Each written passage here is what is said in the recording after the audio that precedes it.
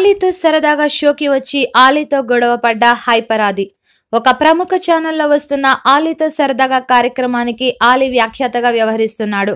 ప్రతి వారం ఒక ఆర్టిస్టుని తీసుకువచ్చి వారిని ఎవరు అడగని పర్సనల్ క్వశ్చన్స్ కూడా అడుగుతూ వారిలోని ఎమోషన్స్ ను బయటకు తీయడంలో చాలా యుక్తిని చూపిస్తున్నాడు.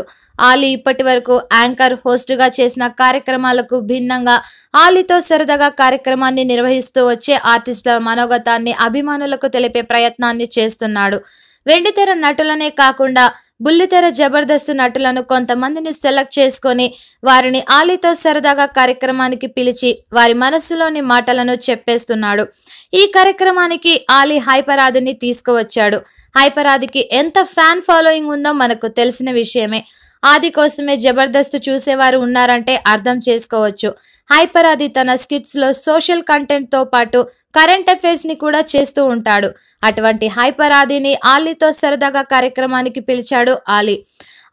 ఆది స్కిట్స్ గురించి మాట్లాడడం ప్రారంభించగానే ఆది నన్ను టార్గెట్ చేశారని లేచి వెళ్లిపోతూ ఉండగా ఆలీ ఆపి, మీ మనస్సులో ఉన్న విషయాన్ని చెప్పాలంటే చెప్పవచ్చు, లేదంటే మానేయవచ్చు, ఇందులో ఎటువంటి బలవంతం లేదని చెప్పాడు ఆలీ. ఈ ప్రోమో చూస్తే ఆలీతో సరదాగా ఎపిసోడ్ చాలా ఆసక్తికరంగా ఉంటుందని అనిపిస్తోంది. Subscribe to Public Talk TV. Please subscribe Public Talk TV. Please subscribe to Public Talk TV. Tell me pretty lies, look me in the face. Tell me that you love me, even if it's fake, 'cause I don't fucking care.